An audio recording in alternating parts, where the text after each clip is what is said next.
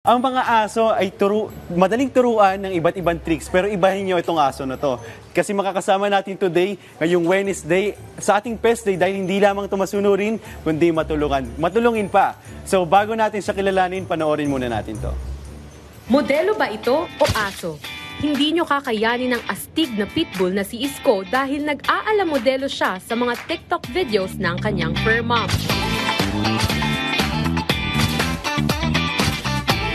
Talaga nga namang matutuwa kayo sa mga kwelang viral videos niya sa TikTok.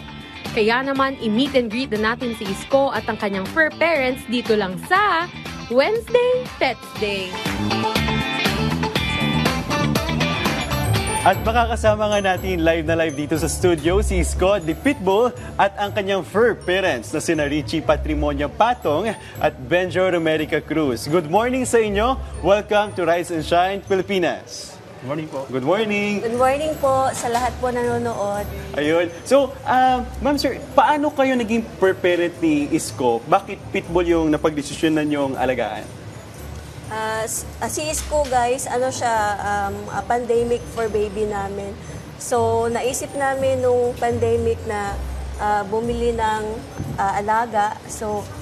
So nagdesisyon yung partner ko na Pitbull po yung bibilihin Pitbull niya. yung Yes po. bilhin. So nabili po namin siya sa local breeder po ng taga San Mateo. Hello po kay Kuya Jojo. Ayan po. Pandemic for baby po namin si Isko. So basically po, bakit po Pitbull other than breeds? Di ba meron tayong mga small breeds? Bakit po yung ganitong breed? Kasi alam naman natin, di ba, mga small breeds, yun sila yung mga cute, yung mga inaalagaan usually talaga sa bahay. Yes po. Dati pa po kasi since high school, nagka-interest na ako sa breed ng Pitbull kasi di ba nakikita sa TV na parang dangerous or delikado sila sa tao. And nag-research po ako, nakita na lamang ko na hindi naman pala. They're just like any other breed of dogs na maamo. Nasa pagpapalaki lang po talaga. Kumbaga, sweet din talaga siya, no? Yes po. Super sweet po. Okay, di ba, nakita ko nag-trending siya. No? So basically, ano ba yung mga ginagawa niyang tricks or ano yung nagpa-trending sa kanya sa social media? So, ang nagpa-trending po talaga sa kanya, guys, is marunong po talaga siya tumulong sa akin sa bahay. Marunong po siya magbitbit ng mga gamit. Oh, okay. Yes po, marami po talaga siyang alam. Bukod sa napakabait po niya, marunong po siya mag-akyat po ng mga gamit mula po sa first floor hanggang sa rooftop. Kaya po namin siya utusan. Wow. Yes po. Okay, so basically, ilang taon na po si Isko? 3 years old. 3 years old. Yes, And isa lang po ba siya na inaalagaan nyo? Or marami po kayong inaalagaan pa? 4 po sila, tapos sobra din, may ilan po din po kaming alaga, may marami po kaming pusa, at saka may mga 80 kami. Okay. Kasama po ni Schofield. Pero si Isko, basically, siya yung pinaka-talented sa lahat. Yes po. Okay. Yes. Baka meron tayong mga sample dyan, sir, mga tricks na pwede nating ipakita sa ating mga car SP. Yes, pwede. Boy. Ayan. So, talagang napaka-maskulado niya, no? Yun! Wait. Tok. Okay. Shake hands. Tok. Good Kiss. boy. Kiss mo na. Kimi. Kiss. Ano yung sinabi niya, sir?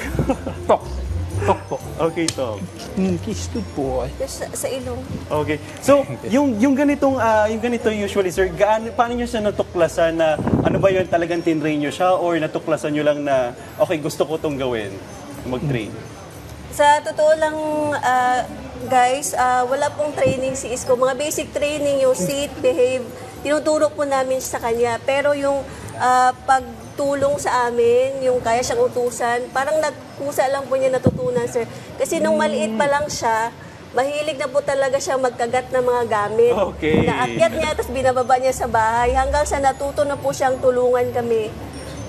Pagdating po namin sa bahay, andyan na siya sa gate, binibitbit na po niya yung mga gamit namin papasok sa loob ng bahay. Ganyan po siya. Okay. If you do not mind, I used to train those kasi when I was in high school, yung mga small breeds naman. Pero I think, ang akala ko kasi yung mga ganitong breeds is parang kind of aggressive. Pero hindi pala, malambing pala siya. Hindi naman siya mahirap alagaan. Hindi po siya mahirap alagaan, guys, lalo na pag mahal mo yung alaga mo.